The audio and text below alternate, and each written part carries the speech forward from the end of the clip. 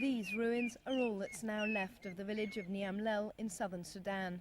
Like many predominantly Christian villages in this area, it's been looted by Sudanese Arab militias from the Muslim north. They carry out regular raids on the Dinka tribespeople. They're supposedly freelance robbers, but the village is on the front line of the war between north and south.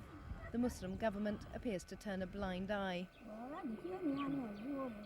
This family says they've been left with nothing after the Arabs carried off goats and cattle and then burned the village.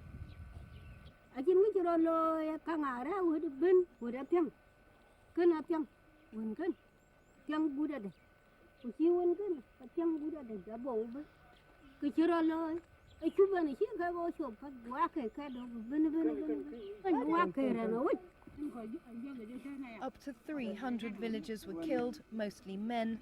Then the women and children were rounded up. The Arabs captured Abu Kamaru, along with dozens of others. She believes they intended to sell her in the north as a slave, but let her go when they discovered she was blind. They still have her 2 children.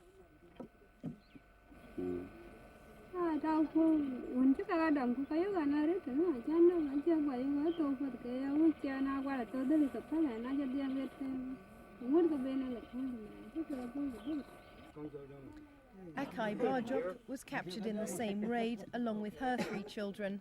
She was rescued by her husband, who undertook the dangerous journey to the north, where he found his whole family had been sold into slavery.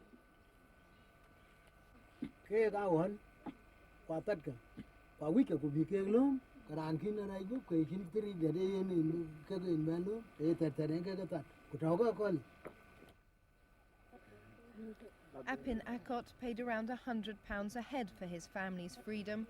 It took him months to earn the money, but few people managed to make the journey north. So 4 hours walk away from the village, a new market has sprung up. Arab traders have realized that they can sell escaped slaves back to their families for 5 times the price in the north.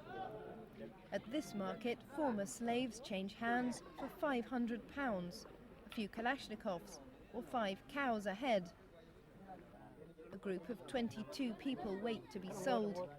To get here, they've escaped from their owners and been rounded up by the Arab traders, who bring them back to the south. Until money changes hands, they won't be free.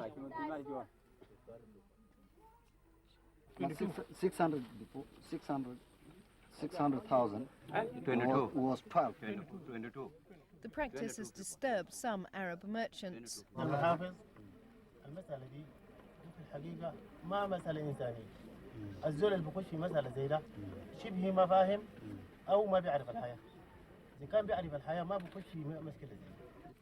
But controversially, a Western aid agency has got involved. Freedom, sweet. It is literally freedom for 20 people. These children are being bought back with money supplied by Christian Solidarity International. Here, it's handing over £10,000 to a slave trader.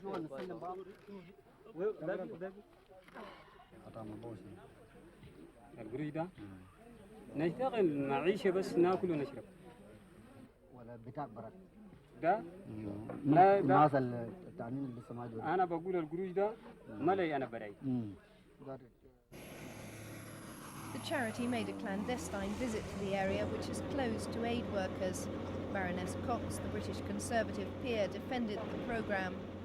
You came here and you saw families whose children are enslaved, families who've lost everything, they've lost their livestock, they've lost their means of living, and they have to raise the equivalent of 5 cows to buy their child back. Would you leave those children in slavery if you could actually enable the local people to redeem their own children's freedom? The practice of taking slaves has flourished during Sudan's civil war. Niamlel village is close to the Sudan People's Liberation Army, fighting government forces in the north. It's alleged that the government is training and even arming the Arab looters to further its military goals. They are practicing the slavery. They are killing people, innocent people, without any reason. If they want to crush us, they should fight us alone without killing and abducting people and practicing slavery. In a situation of war, it is likely some mistake may take place. But I can assure you, it is not a policy, and we challenge those evidences which they have support to bring it to us, to take them to our appropriate authorities, and we can assure you we can respond to them. People like Alouat Majok may provide that evidence. She became a slave as a child. Her baby is the result of a rape by her Arab master and bears his name.